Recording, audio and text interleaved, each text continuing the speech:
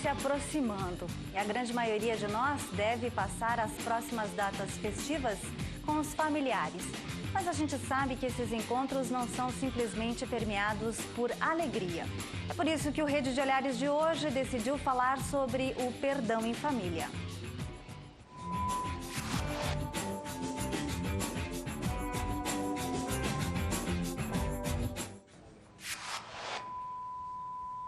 Perdoar é um verbo dificílimo de ser conjugado. Como é que a gente faz para perdoar um pai ou uma mãe que abandonaram os filhos pequenos e nunca mais voltaram? Como é que a gente faz para perdoar um pai que abusou sexualmente da sua filha? Ou como é que a gente faz para perdoar a traição ou então a violência dentro de casa? O programa Rede de Olhares de hoje está começando aqui pela UX TV, nós que somos parceiros do Canal Futura e que somos um canal de identidade. Bom, para começar essa nossa conversa, eu acho que eu vou começar com a doutora Siloé, né, doutora Siloé? Poxa vida, é possível perdoar? É possível, com certeza. É possível e é difícil. E é complexo, né? Perdoar. Acho que é uma aprendizagem que se faz e que se faz, na verdade, desde criança, né? Que lá na família é preciso que se cultive as possibilidades de se aprender a perdoar, de se aprender a lidar com as dificuldades, com os erros e tudo mais. Então, acho que é alguma coisa que não começa de uma hora para outra, não começa quando a gente é adulto, né? Lá em casa é preciso ainda, na família, lá na infância, é importante que os pais também possam cultivar, que possam compreender, não só exercitar o perdão, os pais, mas também ajudar os seus filhos pequenos a aprender a lidar com isso. É aprender a lidar com as suas culpas, né? A assumir as suas culpas e por aí afora. Claro. Tá. Bom, mas a gente não pode ser ingênuo, né, doutora Denise? Às vezes a justiça tem que entrar nessa relação. E aí? Como é que faz? Olha, boa noite a todos. Na verdade, Adriana, é muito verdadeira essa tua colocação. Muitas vezes as pessoas perguntavam para mim, como sou advogada da área de direito de família, como é que eu me sentia separando as pessoas. Eu dizia, não sou eu que separo, são as pessoas que se separam. Eu apenas formalizo, eu apenas trabalho para tentar tornar aquela separação, aquela discussão, aquele problema muito sério que tem, num problema mais leve, para se chegar num consenso, para se aliviar os corações de marido e mulher e dos filhos principalmente, para que haja uma composição maior. Mas essa questão da área de família e a questão do perdão, falar em perdão e pensar em perdão é muito fácil. Mas praticar o perdão é o que existe de mais difícil para o ser humano. Período assim, de final de ano, ele nos leva à reflexão. E tem pessoas que sentem uma profunda tristeza e uma depressão muito grande nesse final de ano. Porque também a gente tem que pensar que é onde as mazelas das famílias mais aparecem. As mazelas aparecem, porque se reúnem, aí vem, um não olha para o outro, metade da família não está, né? Alguns já se foram e sem perdão, outros ainda estão por aí, mas também não têm o perdão, não existe harmonia, é inveja, é uma série de sentimentos. Então é o momento onde a gente busca aquele congraçamento, mas também é o momento de uma mostra muito aberta das feridas familiares, né? Da solidão, da tristeza, das coisas que deviam ter sido feitas e não foram feitas, das coisas que foram mal feitas, né? Então é um momento de reflexão. A gente vai acompanhar porque nós fomos para as ruas para saber o que as pessoas pensam a respeito de perdão. Vamos conferir. E o que é o perdão para ti? O perdão é tu aceitar a pessoa do jeito que ela é. Passou, passou. Coração limpo. É essencial. É essencial. As pessoas erram, todo mundo erra, eu também erro, então já fui perdoada, também já perdoei muitas vezes. Esquecer e não ter no coração. Agora, eu te perdoei, mas ter aquela mágoa no coração não é perdão. Perdão é tudo. Se não perdoamos, se eu não te perdoo, eu estou cometendo um erro muito grande. Perdão quer dizer um bom sentimento, tu ter dentro do teu coração, ter sentimentos bons, ter amizade, ter amor. Perdoar faz bem pro coração, faz bem pra alma, né? Faz bem pra ti mesmo. É muito importante o perdão, tanto pra pessoa, eu acho, como pra gente mesmo, né? Se sentir tranquilo, né? Se o ser humano tivesse mais capacidade de perdoar uns aos outros, talvez a humanidade seria bem melhor. Eu fiz questão de estar nesse programa porque o tema é muito provocativo e indispensável, não só pelo momento do Natal, mas pelo momento que a civilização atravessa, né? Eu acho que nós vivemos uma propagação desenfreada da cultura da violência, da vingança,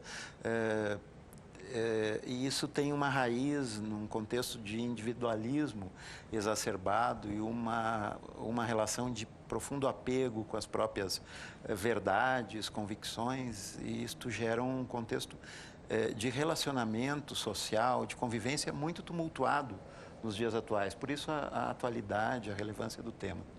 A minha literatura de base sobre esse assunto é um bispo anglicano de Edimburgo, na Escócia, e ele diz exatamente que só é possível perdoar o imperdoável. Porque aquilo que é perdoável, a gente pede desculpa e passa. Então, a profundidade do sentido de perdão se refere exatamente àquelas coisas que são absolutamente inaceitáveis, repugnantes ao nosso sentimento. E o perdão passa por uma compreensão histórico-cultural que se divide, pelo menos em 2 momentos referidos às tradições ético-religiosas da cultura ocidental. O perdão judaico, que é um perdão condicional, que é um perdão dependente de um fazer compensatório, e o perdão cristão, que é o perdão do dar a outra face, é o perdão incondicional. O arrependimento e a contrição diante da autoridade divina é o fator que autoriza o perdão, sim, como remissão do pecado, né? Nesse sentido, a remissão, aliás, o português, a nossa língua é tão rica que ela tem a mesma palavra com 2 grafias diferentes, para um sentido muito próximo. Remissão com 2 S's significa perdão. A remissão do pecado é a remissão com 2 S's. A remissão da hipoteca com cedilha, é o pagamento da dívida que permite o devedor resgatar o seu bem hipotecado. Esse já corresponde ao perdão condicional. Sim. Então, a consequência desse arrependimento não bastaria só o fato da contrição diante da autoridade divina. Haveria a necessidade de um fazer. Há uma passagem do Livro dos Espíritos em que Allan Kardec diz que o arrependimento só não basta. É preciso fazer fazer um bem que compense o mal causado. Isso introduz a ideia de reparação do dano. E a ideia de justiça restaurativa, ela não nos remete à ideia automática do perdão, mas de outro sentido expiatório que não está relacionado à aflição punitiva, mas à reparação do dano como forma de liberar a carga de culpa relacionada à prática dessa infração. Alceu, a gente falou, Dr. Roberto acabou puxando também algumas questões que são ligadas à religião, porque a gente também não tem como desligar dessa base que a gente recebe como cultura, né? A educação também está ligada à religião. Mas essa busca por esse equilíbrio com o universo, essa espiritualidade, como é que a gente faz? É uma longa caminhada. Eu aprendi que a raiva, a mágoa, o conflito, são como uma brasa quente que fica presa à sua mão e você não consegue jogar, e ela fica corroendo. E Claude Steiner, também discípulo de Eric Berne, da análise transacional, ele dizia que a distância da mente, onde muitas vezes a gente perdoa só com a mente, até o coração, às vezes uma vida toda é insuficiente para a gente chegar lá. É claro que a espiritualidade ajuda. Eu lembro da época da Unipasso, onde o PR usava o psicodrama, pressupondo uma forma de se colocar no lugar do outro, onde você falava com uma cadeira, depois você se sentava na cadeira. E Claude Steiner também falava que, em questão de emoções, existe um equilíbrio onde você não pode trancar essa raiva, essa mágoa, porque ela explode em algum momento, e também você não pode jogar, porque aí você vai explodir quem está ao teu redor. E como se faz isso? Como se faz isso? Não tem isso? uma fórmula pronta, né? É todo um aprendizado. Em psicologia, quando se trabalha com essas questões, um dos caminhos é a gente possibilitar que seja reconhecida essa emoção, que essa dificuldade seja reconhecida. né? Para que, a partir daí, se possa nomear, então. Se eu reconheço, se eu nomeio, é diferente, eu posso lidar de uma outra forma. Então, eu posso construir formas mais adequadas de lidar com isso. Por quê? A raiva, porque o desentendimento, isso tudo faz parte da vida de todo mundo, né? Sempre fez e faz hoje, e eu acho que temos muitas coisas para discutir sobre a contemporaneidade, né? Mas é preciso aprender a manejar com tudo isso, né? E nesse sentido que eu dizia antes, que a aprendizagem que acontece na família, que é uma outra discussão muito grande que se tem, né? O que pode acontecer ali, as oportunidades que a família pode oferecer, justamente passam por isso, né? De se poder lidar com essas emoções, de ter espaço para expressão também e a partir daí redimensionar. Vou fazer uma costura, porque a gente está falando de paz, a gente está falando desse encontro, desse equilíbrio consigo mesmo. A música também nesse sentido, não sei, talvez ajude a gente também a fazer uma catarse, também se livrar de algumas coisas e ganhar outras coisas boas? Olha, Adriana, eu não posso responder por todos, né? Porque como somos um coro, cada um é um. Mas eu respondo por mim. Eu tenho por hábito, inclusive, buscar sempre músicas que trabalhem muito essa questão do interior. Né? É um perfil muito meu e até porque é algo que eu busco nas pessoas. Eu sou muito dessa coisa do contato, de estar bem com as pessoas, né? E é algo que eu sempre comento com os meninos e as meninas aqui, né? Que o quanto é importante a gente poder cantar entendendo aquilo que está expressando, sabe? Dá a impressão assim nítida que tu consegue atingir muito mais o outro indivíduo. E entre nós mesmos, sabe? Antes a gente estava até comentando aqui, eles me disseram assim, a gente nem deu as mãos e disse cantem para alguém. Sim. Porque esse é mais ou menos o nosso lema antes de uma apresentação. A gente sempre diz, vamos cantar a alguém. Então, daqui a pouco nós estamos cantando o amor, nós estamos cantando o perdão, estamos cantando temas que fazem parte do indivíduo, que fazem da gente seres melhores. Né? É uma forma de expressar o que se passa aqui dentro. Isso, é uma forma de expressar. E né, nesse caminho nós temos o perdão também. Bom, eu quero chamar o pessoal para acompanhar agora. Nós vamos para mais um trecho desse material que a gente fez aqui nas ruas, sabendo o que as pessoas pensam a respeito de perdão. Vamos ver. Nessa época parece que as pessoas se perdoam mais. A senhora acredita nisso, que nessa época tem uma reconciliação com as famílias? Do meu ponto de vista, não existiria época para perdão, né? Mas no espírito natalino vem isso na cabeça das pessoas. Só porque é Natal, né? Mas eu acho que passou o Natal, não é bem assim. Eu acho que a gente deveria ter isso todos os dias na nossa vida. Ele lembra, né? Jesus Cristo, então acho que as pessoas ficam mais solidárias. É só o momento. As pessoas se reconciliam, se abraçam, se beijam, mas bem no fundo continua do mesmo jeito. Se não perdoa agora, vai perdoar quando, né? Doutora Denise, pelo jeito parece que as pessoas estão tendo noção que às vezes o perdão é complicado, né? O perdão é muito complicado, principalmente porque para você perdoar você tem que ter humildade. E hoje em dia a humildade não é algo que se encontra facilmente nas pessoas, né? Cada um, mas eu tenho o meu ponto de vista, mas eu tenho a minha razão, mas eu tenho a minha vivência, porque a pessoa me fez isso, porque a pessoa me fez aquilo, né? Então a humildade em primeiro lugar, porque você tem que reconhecer também que parte você teve dentro desse contexto para ver toda aquela situação de divergências, de dificuldades, né? Quando envolve filhos e filhos com pais, a questão do perdão de um cônjuge ao outro automaticamente termina interferindo na relação pais e filhos, né? Na questão das visitações, na questão da guarda, na questão do entendimento entre o pai e a mãe. Então, o que a gente busca também no trabalho é fazer com que haja, principalmente uma questão de uma separação consensual, porque na separação consensual, havendo já o consenso, mesmo que não haja um perdão, mas pelo menos o conflito é menor. E quem sofre menos são os filhos. Hoje nós vamos interpretar pela primeira vez uma canção chamada Música de Festa. Música de Festa.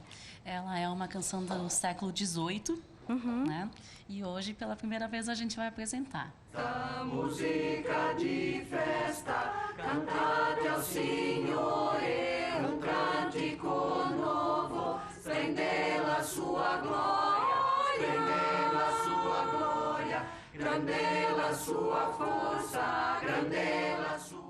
E a gente vai conferir agora uma reportagem que foi feita com uma família enorme, onde todas as pessoas se reúnem, principalmente em função do Natal e desse sentimento que o Natal acaba trazendo, no sentido de parar, refletir um pouco e também discutir sobre o perdão. Vamos conferir.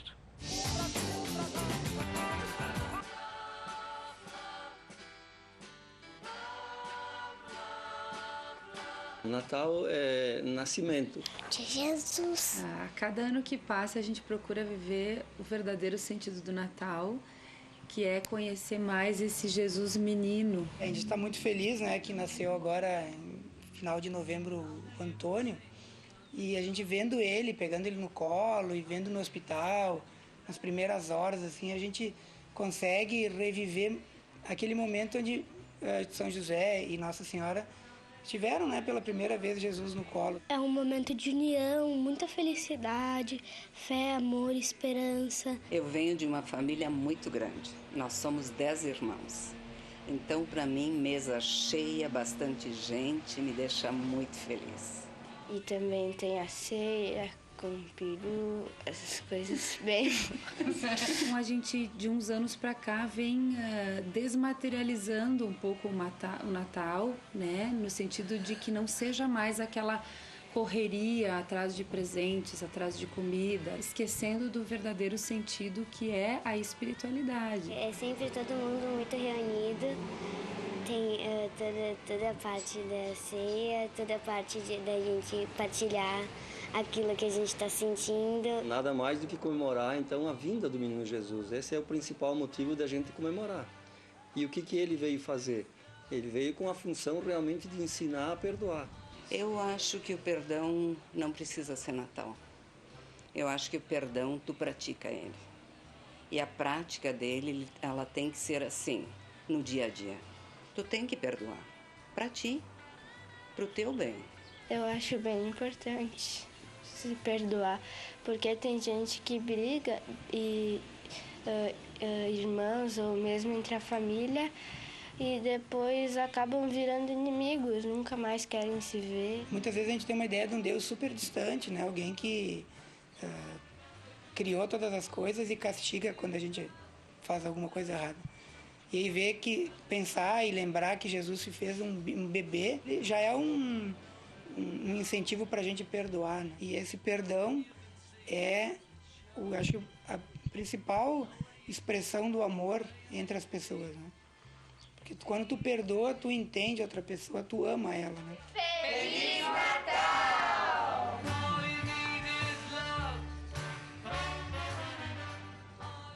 Carimbamos aquilo que a senhora falou lá no primeiro bloco, onde falava da questão do perdoar se aprende na família desde pequeno. Exato. Eu fiquei pensando, enquanto assistia aqui, como a família é controversa, né? Porque ao mesmo tempo em que é isso que se busca, né? Uhum. É isso que essa família está tentando mostrar, esse clima de harmonia, que não tem família que nasça, eu acredito, que não seja com essa tendência à felicidade, né?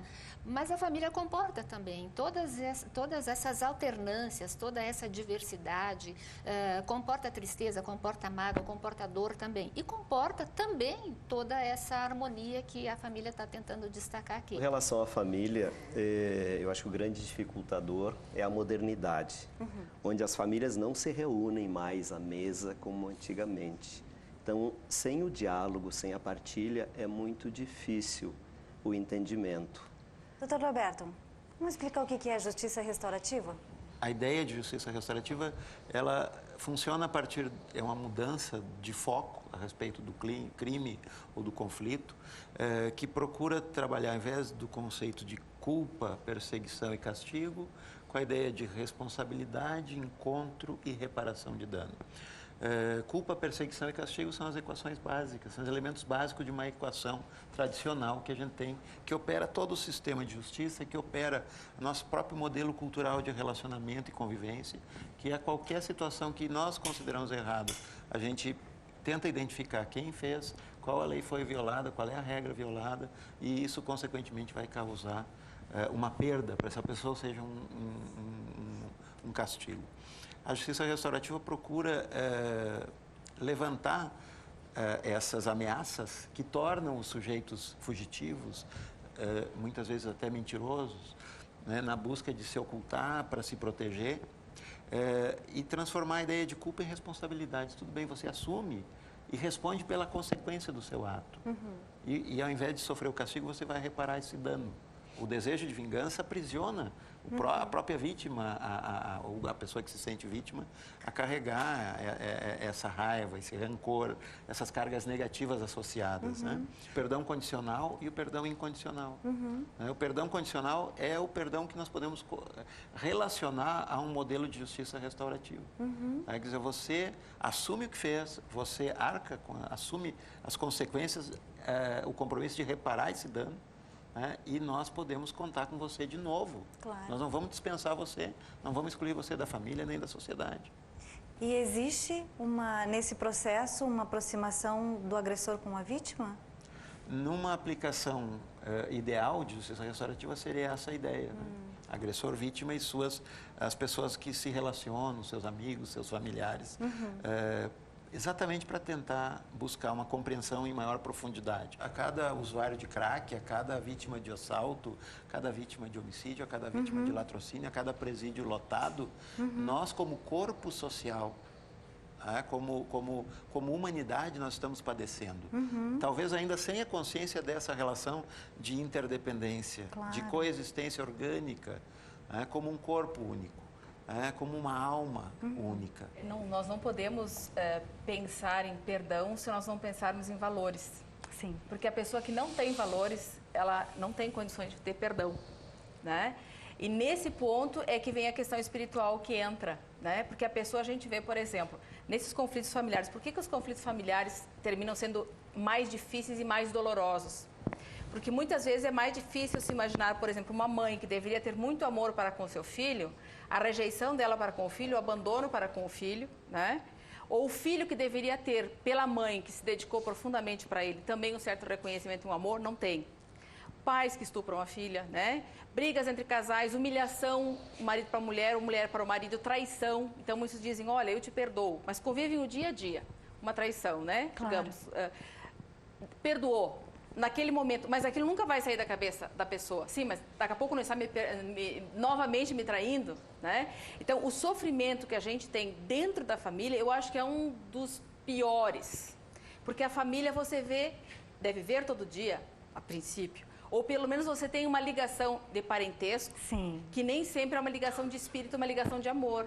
Né? Então, às vezes, parentalidade não tem nada a ver com amizade, com amor, né? As pessoas estão ali, parece que por um acidente dentro da mesma família. E tem todo aquele ódio que só, na verdade, a espiritualidade vai explicar, né?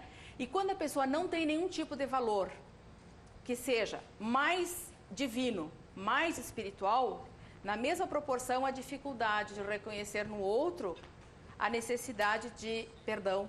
A gente estende já a proposta para o ano que vem para a gente continuar nessa discussão, porque sem dúvida nenhuma existem inúmeros pontos que a gente não conseguiu aí abordar, não conseguiu trabalhar e que são fundamentais, eu acho, para a gente enquanto pessoa, para a gente enquanto sociedade estar discutindo, não é? Eu queria agradecer muitíssimo por vocês terem estado aqui com a gente. Hoje é o nosso último programa do Rede de Olhares de 2012. A gente, a partir de amanhã, entra numa série de reprises em função de férias, de recesso. Mas a gente fica desejando para que as pessoas, mais do que simplesmente pensar na questão de perdoar, que as pessoas possam realmente começarem a se balizar mais no sentido de refletir, de buscar mais explicações, de não se satisfazer com aquilo que a gente tem próximo, né? Obrigado muito pela vinda de vocês. Um Feliz Natal, um Feliz Ano Novo para vocês. E a gente vai encerrar, mas eu queria saber da Rose. E agora, vocês vão cantar o que pra gente? Então, agora a gente vai cantar Cio da Terra, do nosso maravilhoso Chico Buarque, né? Que é uma poesia, né? E se nós considerarmos o assunto de hoje, por que não, se tu pensar no que diz a canção, né? Debulhar o trigo quer dizer recolher cada bago, então é recolher tudo isso que a gente tem internamente mesmo, por que não pensar isso também pelo perdão? Sem dúvida. Né? Então vamos considerar dessa forma. Muito obrigada. Obrigada pela vinda de vocês aqui no programa também. Um Feliz Natal, um Feliz Ano Novo.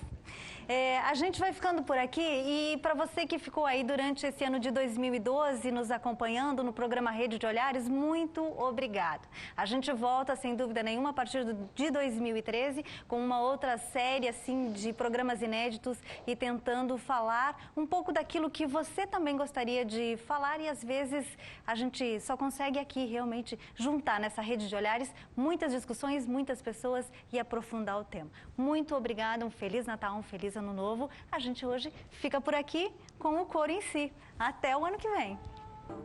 Afagar a terra, conhecer os desejos da terra, se o da terra propicia a estação de